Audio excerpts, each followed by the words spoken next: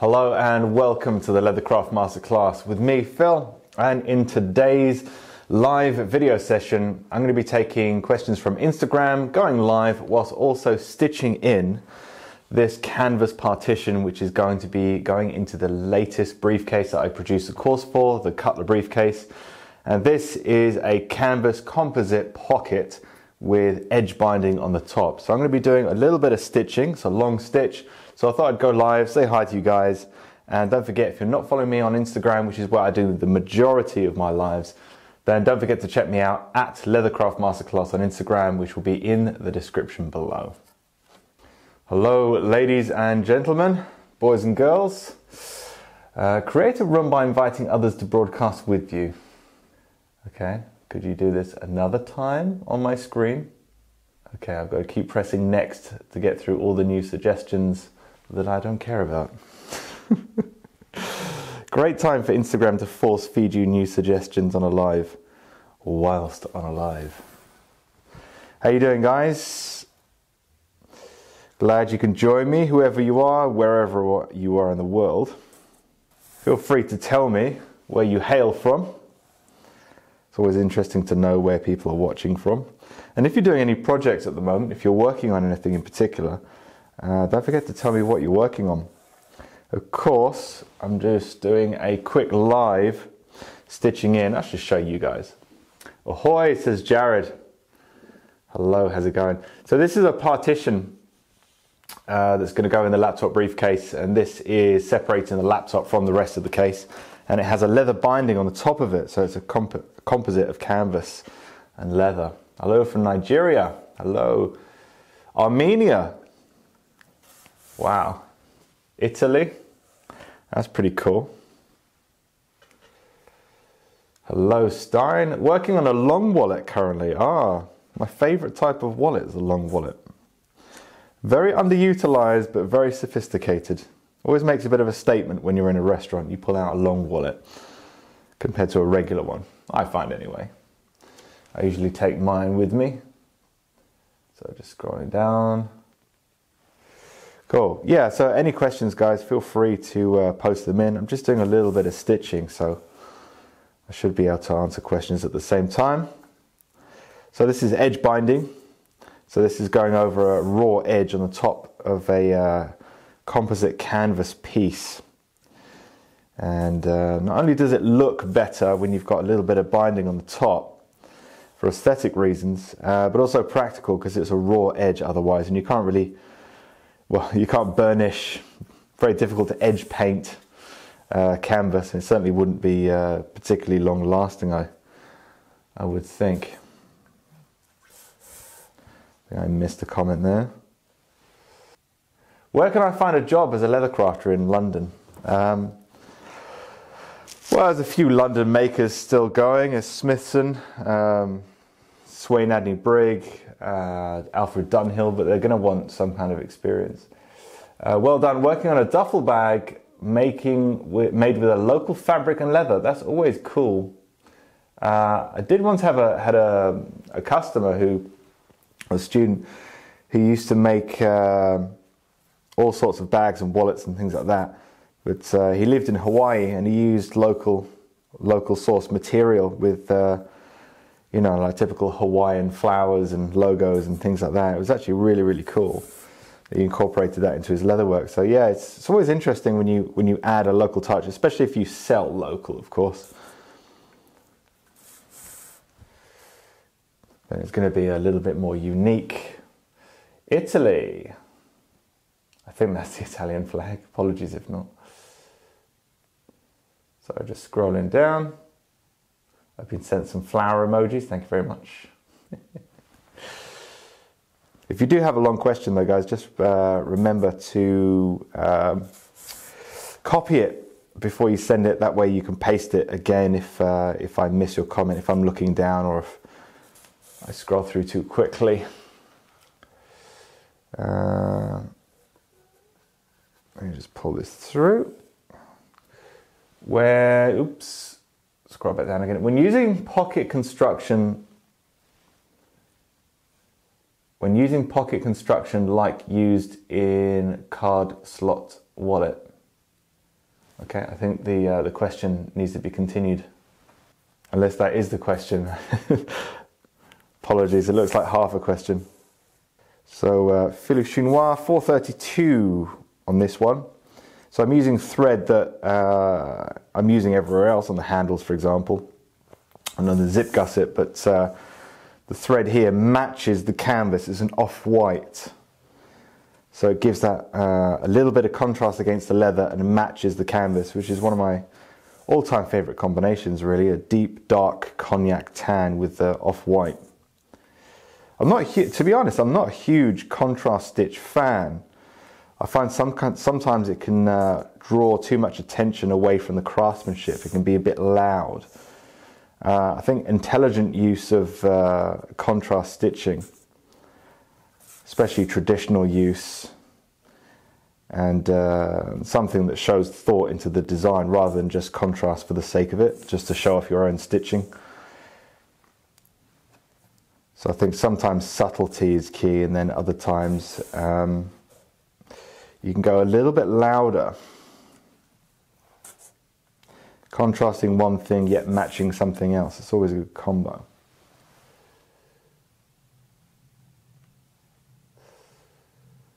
Scrolling up, more emoji flowers, it's good. All right, let's move this up a little bit.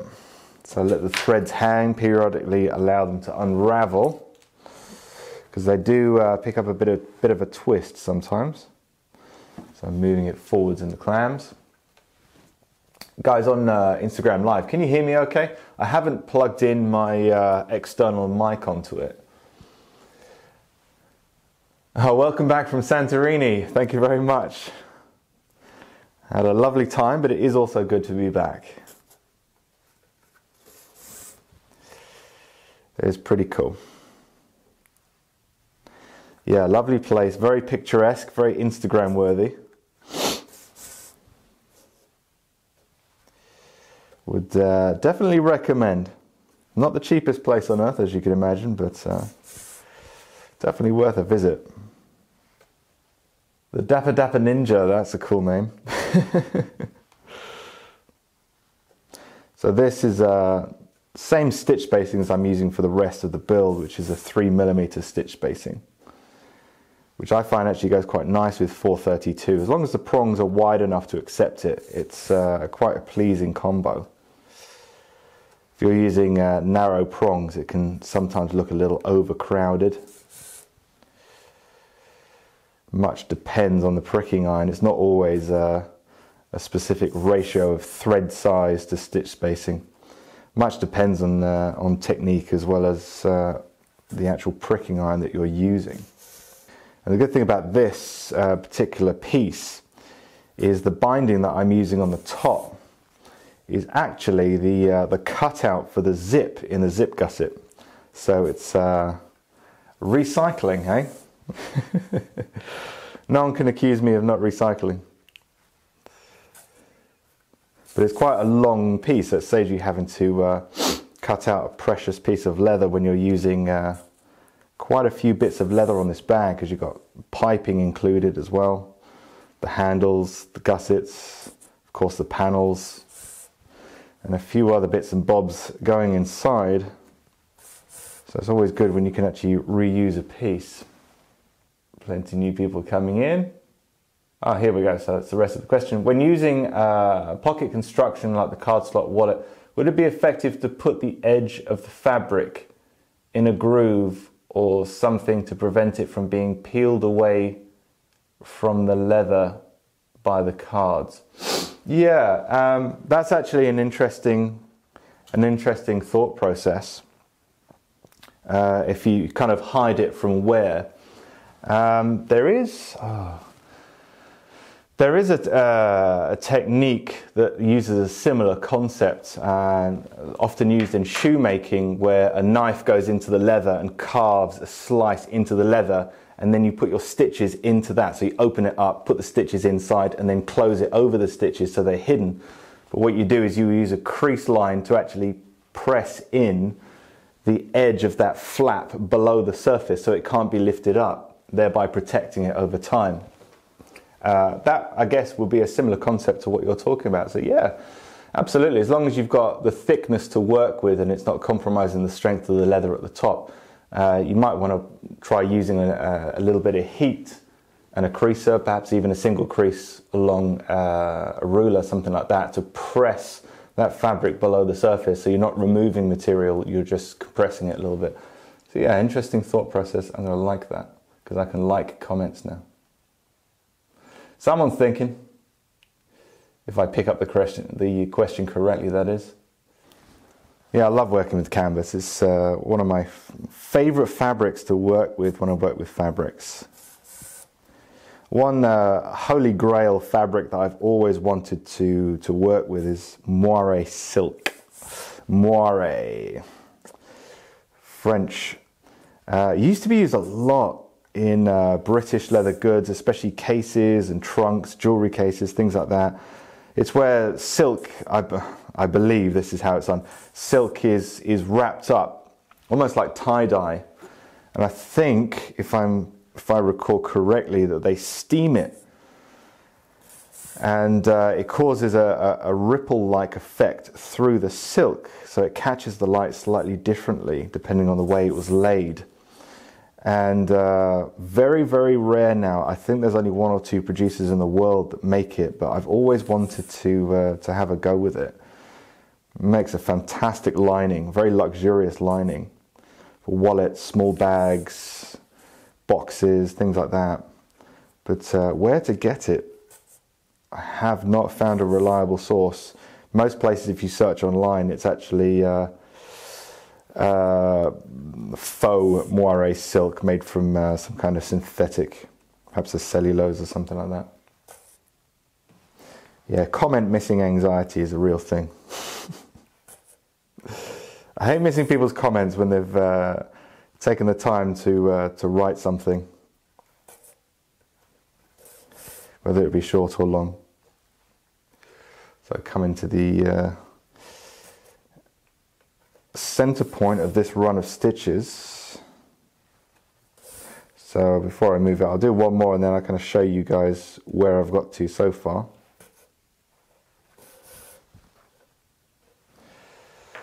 So this is what we're looking at so far. So this is the edge binding over the top here. So this is where I'm stitching. You can see that thread matches the canvas and contrasts against the leather on the top. So it gives a really nice, I find quite a vintage look as well. It's very popular in certain brands. Loewe is these days using a lot of this kind of color combination. Hermes, you know, they're using their famous tan Barenia leather with canvas. Usually they use more of a chevron, or sometimes they do, pattern, which is quite pleasing to the eye, but it's a very vintage combination. But there are quite a few brands that really utilize it. Loewe is an interesting brand actually with their leather goods. Alrighty, so we're over the halfway mark now. Speed stitching session.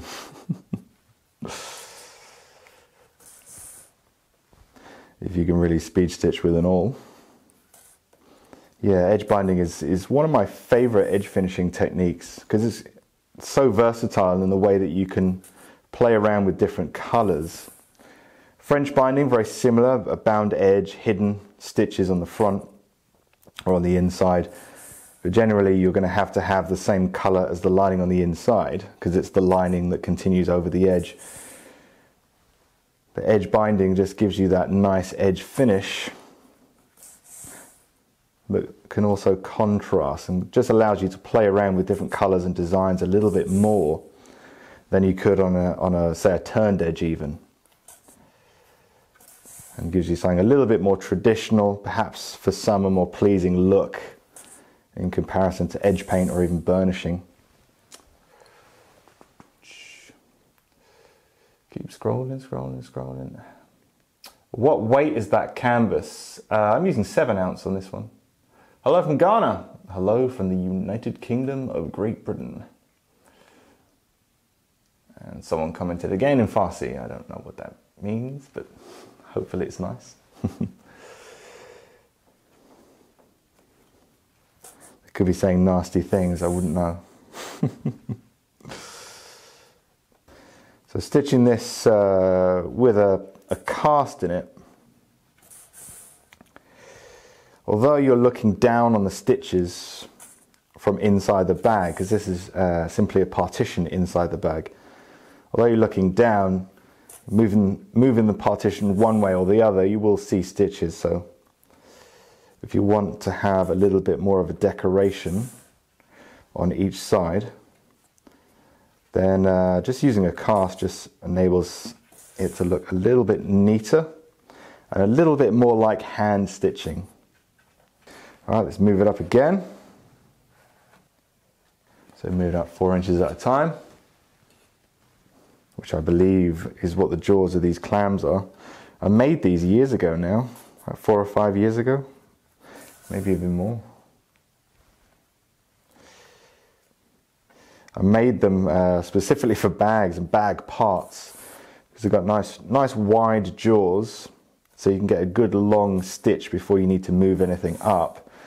But I made it with an extra large throat, so it can take much larger bags, like big duffel bags and totes and things like that, can fit right inside with no problems. Whereas some of my other clams don't quite do the job. And there's a slight tension to it, so I still hold it with my legs and use tension from my legs, but it also has some pre-tension built into it to my liking, but it's flexible enough that I can open it quite easily to get larger items in there in the first place.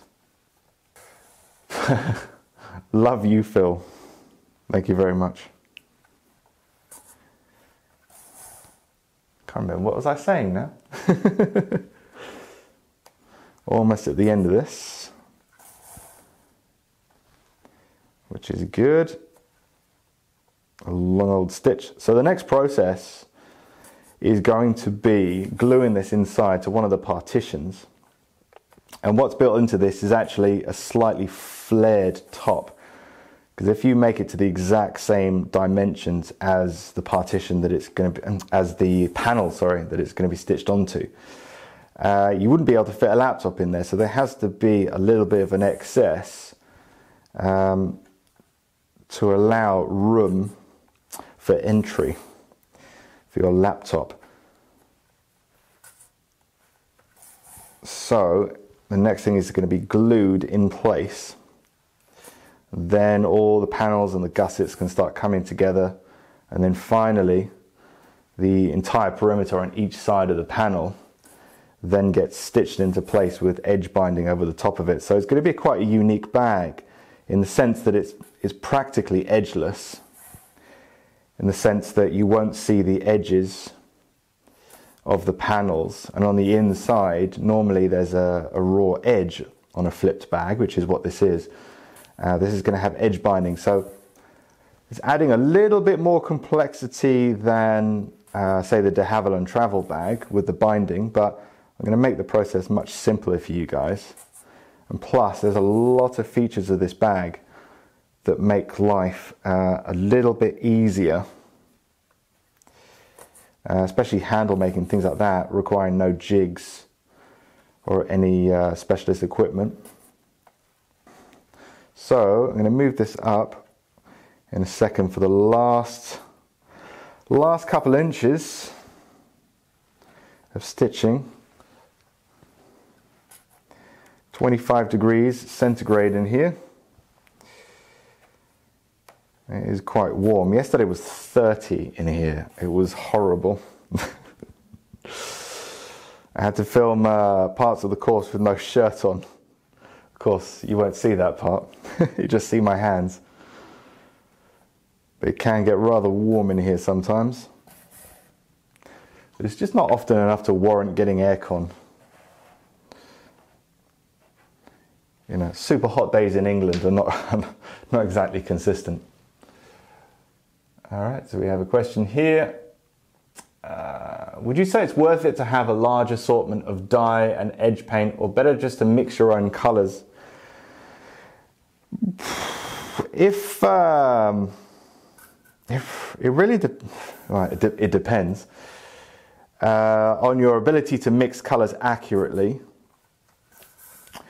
and also how often do you use obscure colors. So if you want, say, mauve or taupe, dove grey, you know, it's a specific type of burgundy, it's really best to get, if you're using obscure colors often, then yes, you can get you know, a selection of random colors in there. But personally, even if you buy a huge selection of, you know, so many different colors, it's not always going to match the leather exactly. So you'll end up doctoring it a little bit to darken it or lighten it, adding a little bit of black or a little bit of white to change the hue.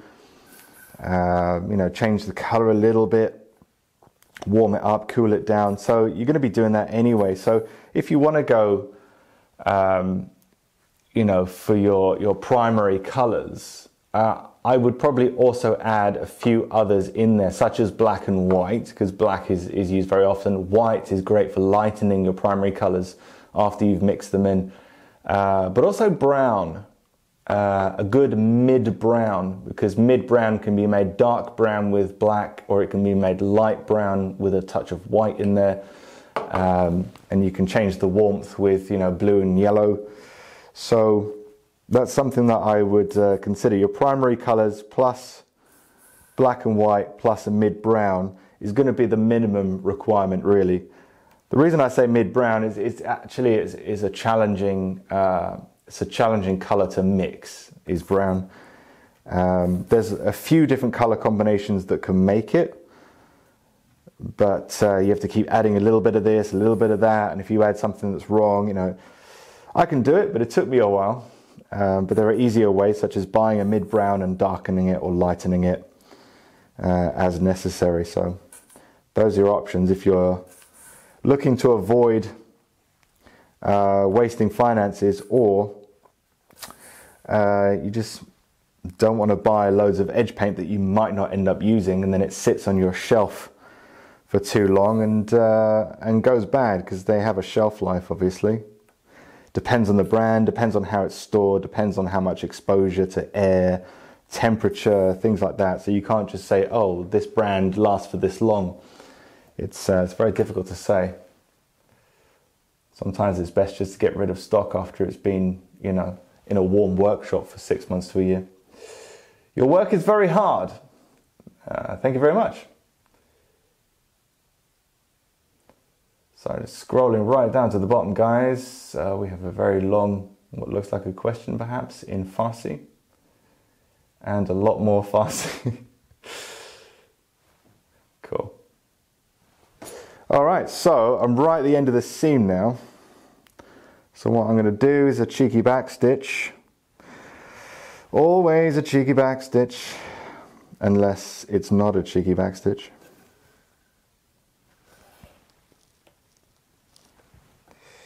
And there we are. So let me trim up and I'll show you guys what I've accomplished in the last what looks like 25 minutes. Just trimming up. Get rid of those off camera. Open up the jaws. So there we go. So stitches need tapping down a little bit. Oops, stand perhaps a little bit further back. Let's move this camera up a little bit more. And move this one up a bit more as well. A cheeky back stitch is the best back stitch. Yes, yes, always a cheeky back stitch. There we go. All right, let's tap it down before your very eyes. So, that's the front. So we have that seam running all the way along. Quite a delicate looking seam. And on the rear side, again, slight angles. Probably can't really pick that up very well on Instagram. Lives are never good quality, are they? So a good thing about hammering down, just flattens the stitches, gives a little bit more of a decorative look, but it also kind of hammers down some of the puckering that can happen when you're pulling stitches in, even if it's not particularly, you're not really pulling in that hard on it. Especially thin leather, sometimes it can pucker, so you get those little bumps that go along with this thread. So hammering it down just tightens up the stitches a little bit, flattens them out very slightly, gives a more uniform look, but also gives a nice flat profile to the stitches. So anything that's going in and out of the bag, the stitches aren't proud and getting worn out, essentially. Your job is very beautiful. Thank you. So thank you for joining me for this impromptu stitching session today. Don't forget to check out leathercraftmasterclass.com, link in the description below, where you can get your free leather and tool buyer's guide as well. So very important you get those two first before moving on to some of the more complex builds and courses in the Leathercraft Masterclass. So make sure you have the knowledge and the tools and everything that you need to get started. And to find out more information about the courses, again, head to leathercraftmasterclass.com, check out the course guide where you can see some of the projects that I've been producing for you guys to help you along your leathercraft journey. Thanks for watching, and I'll see you in the next video.